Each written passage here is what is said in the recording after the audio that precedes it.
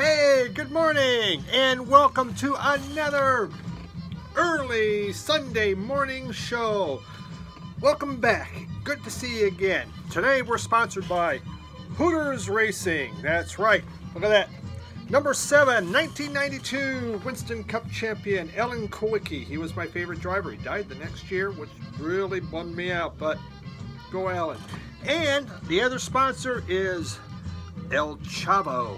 Yes, El Chavo Cider.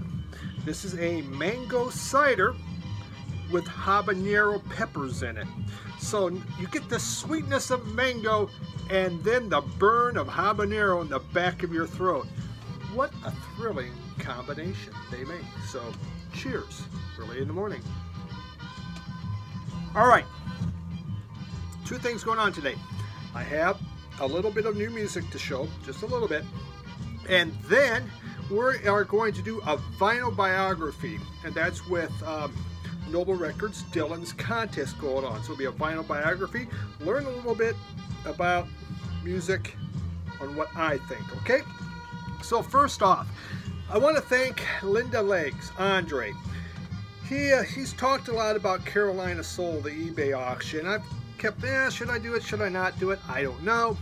I finally decided, hey, I'm going to give this thing a go. So I went on, they had a blues one. And I bid on 15 albums. Now, I was praying to God that I wasn't going to win all 15 because that's just a lot of money, man. And I just knew some people had to outbid me. Well, wound up, I got 4. And, you know, there was a lot of Zydeco in there, and I was kind of excited about that. But I got a couple other things. For instance, Pink Floyd's Metal. I did not own this on vinyl. And this was from 19 off Harvest. Yep, there we go. I never get them right. This 1971. This came out. You know, it was, you know, they'd had Adam Hart Mother, which was really their symphonic piece, and they really didn't want to go that route. This album is the bridge between old Floyd and new Floyd, you could say. You know, the next one became Dark Side of the Moon. And you can, when you listen to this, you can see how it's beginning to change. Roger Waters was beginning to take over the group, but when you listen to this one, you know, you can still hear a lot of David Gilmour, and his vocals are on there, pretty prominent. So it's a neat bridge. I really like this one. They have some of their long epics, like Echo is on there, Echoes. But one of these days, I really like a lot, Pillows of the Wind. It's just a Floyd album that I've always enjoyed. So it was great to finally pick this thing up. So I was kind of excited about that. So I got that off Carolina Soul. And another one that I did not have on vinyl, and it was the final Led Zeppelin one that I did not have this one on vinyl. And this is Led Zeppelin 3. Has a little spinning wheel here, which was kind of fun. You know, I'm just the kind of guy that gets off on little extra things. So Led Zeppelin 3, you know, after the bombast of 1, it's number 2, Led Zeppelin 2 quieted down a little bit, but still that hard driving. This, of course, had Immigrant Song, was really hard driving, but then got a little more folksy. They kind of calmed it down and did a little bit more and showed that, you know what, we're more than just heavy metal. We can also play our instruments a little more fine tuning. So, whoa, excuse me, I'm telling you, El Chavo is making me belch. I was happy to get this again, so got that off the auction.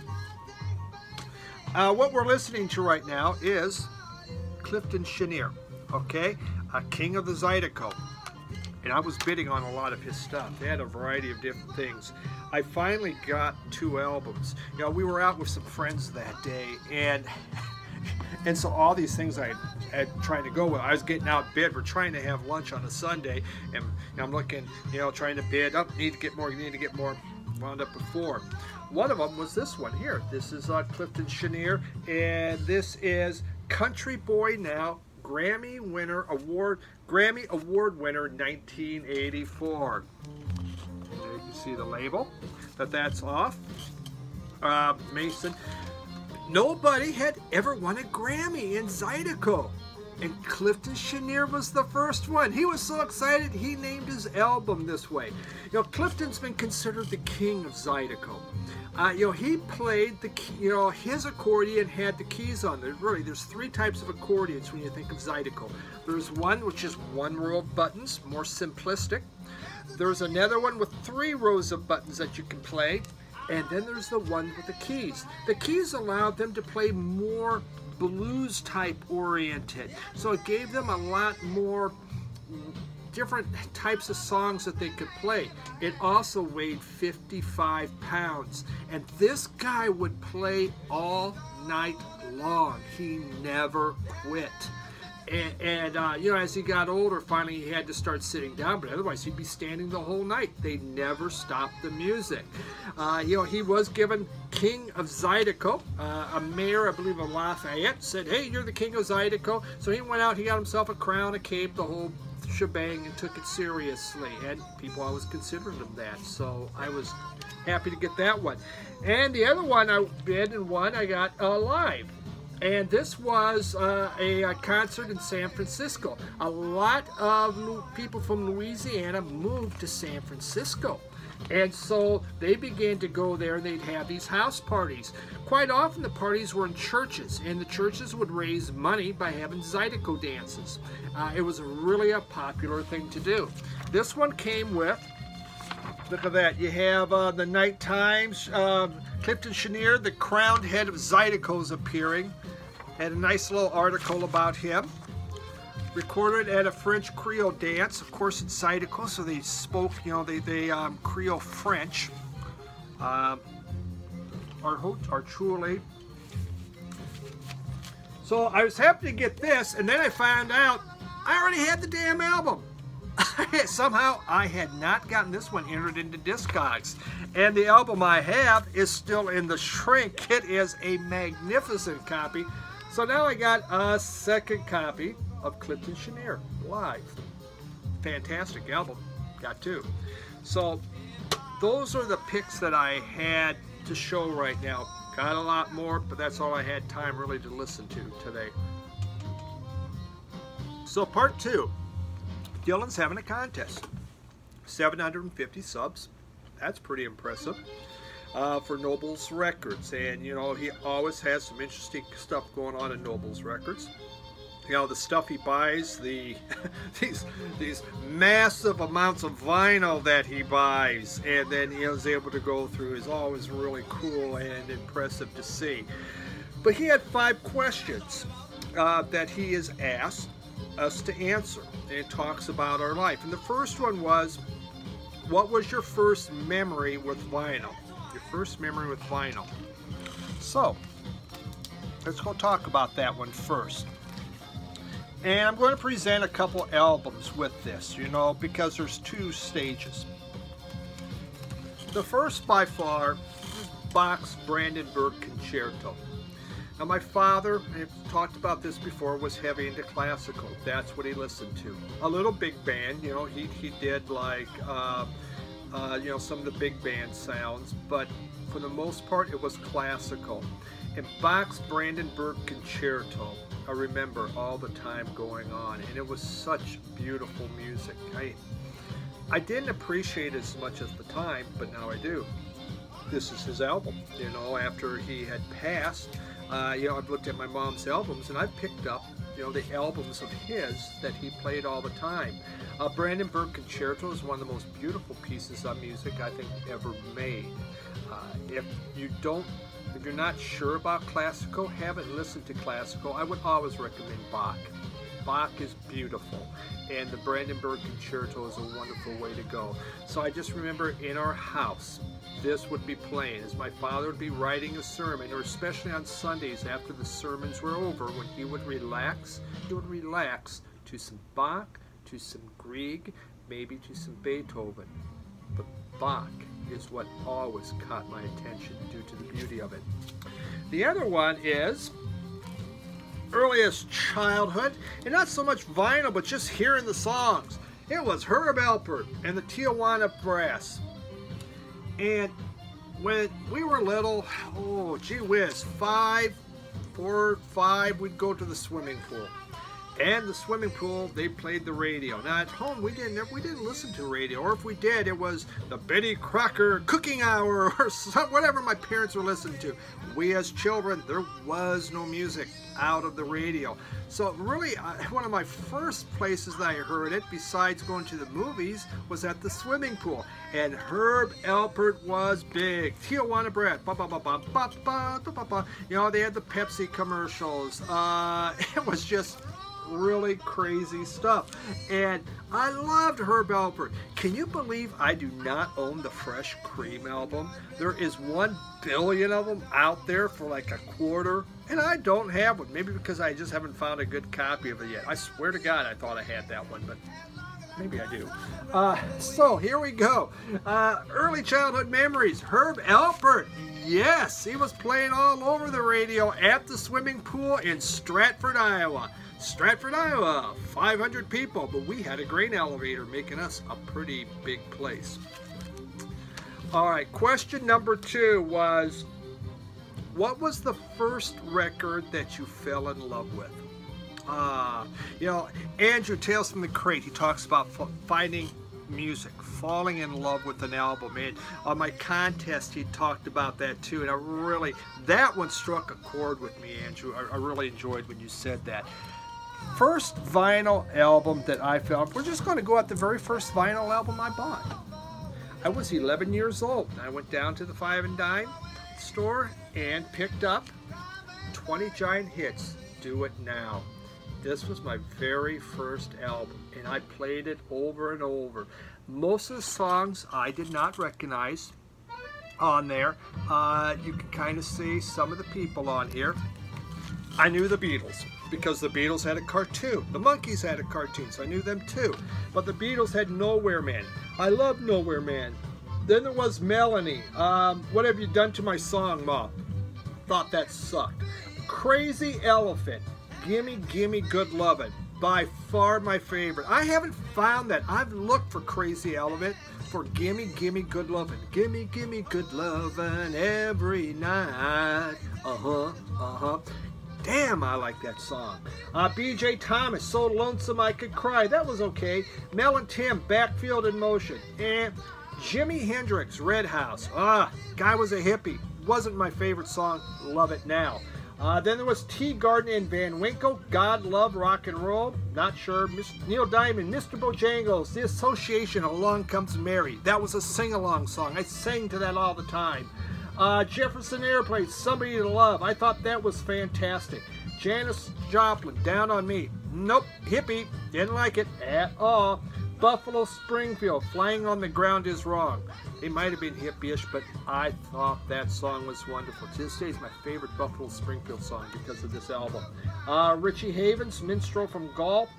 Turtles, Happy Together. That was a beautiful song. Love to sing that. Steam, Hey, Hey, Hey, Kiss 'Em Goodbye. I went out and bought that cassette of that. That was my very first cassette. The Byrds had Artificial Energy, my favorite Byrds song. Why? Because of this. I fell in love with this album. Ides of March, Vehicle. I had to find that one. Bought that on eBay, an autographed copy. Why? Because of this. Eric Burden, When I Was Young. That was okay.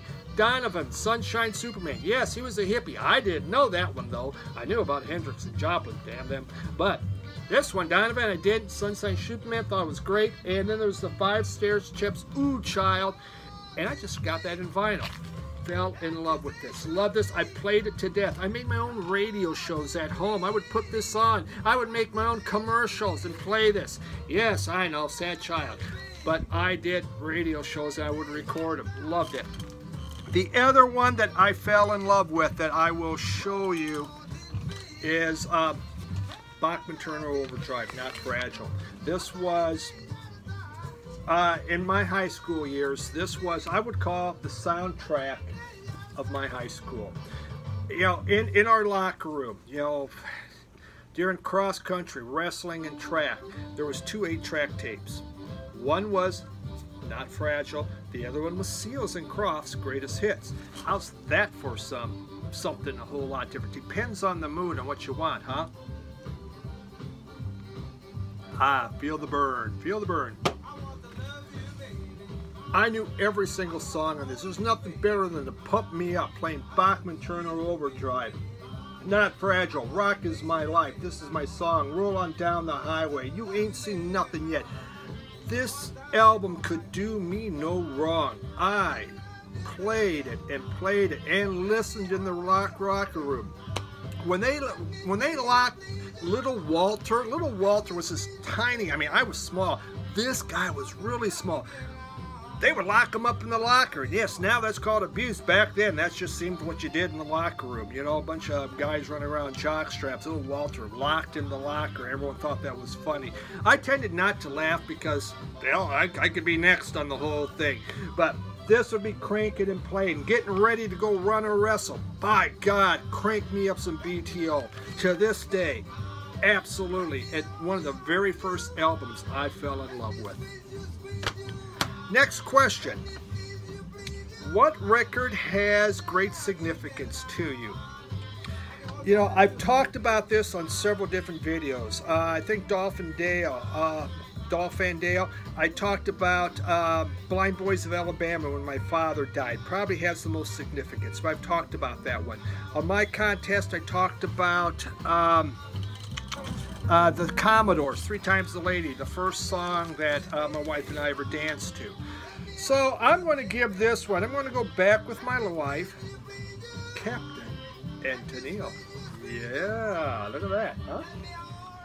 Now my wife, as I've talked about many times, does not really like music. She likes Neil Diamond. She likes Captain Tennille. This album had wedding song. What wedding in the 70s did not play wedding song from Captain and Tennille? This was from '75. We, of course, had to play that at our wedding, and I liked it. It was a beautiful song, and so obviously it has real special significance. You know, the interesting thing with our wedding, here we go, off to a story.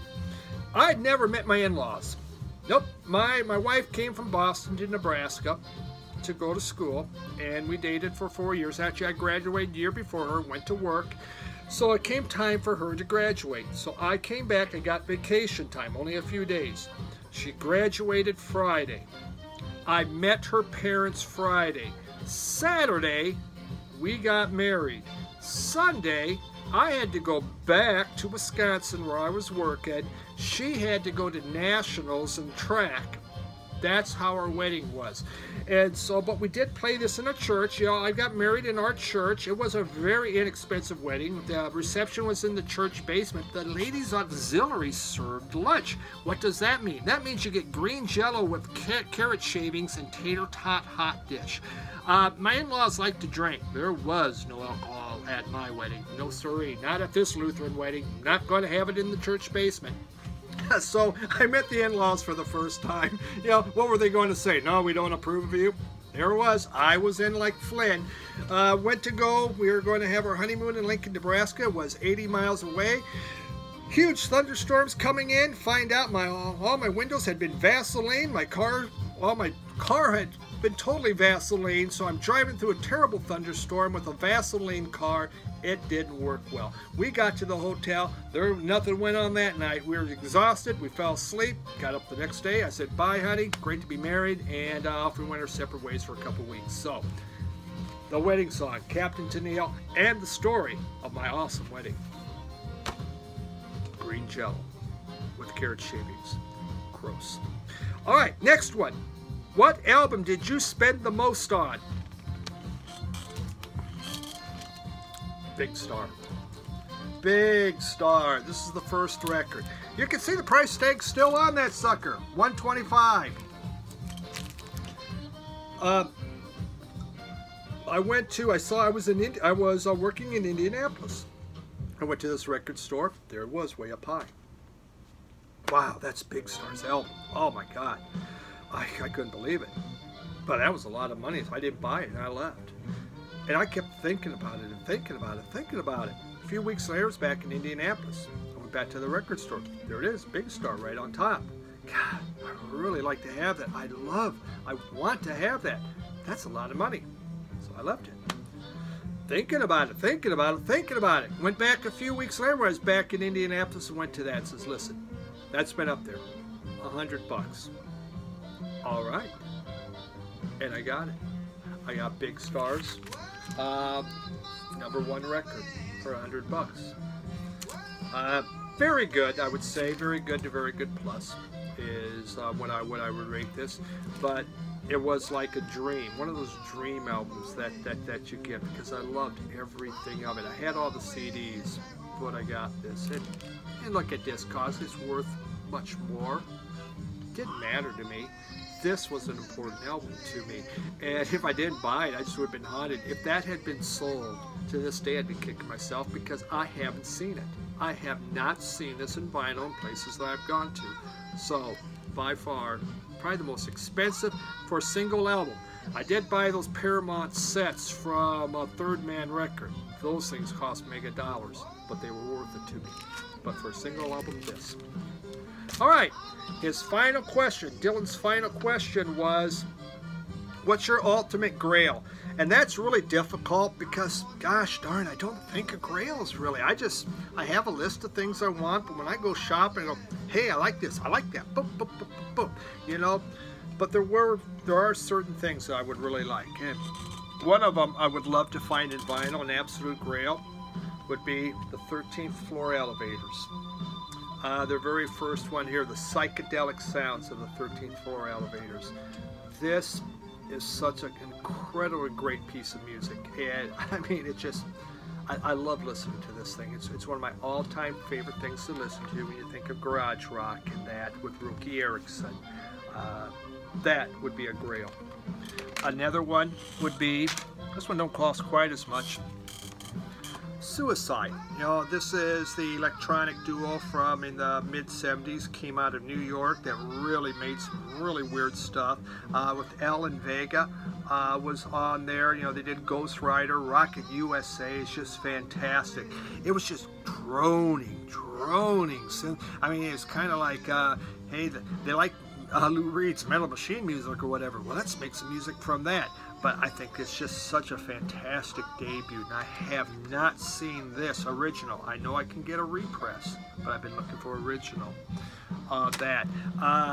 The other one, it's less expensive. I could probably go on eBay and buy it. I just haven't got around to it.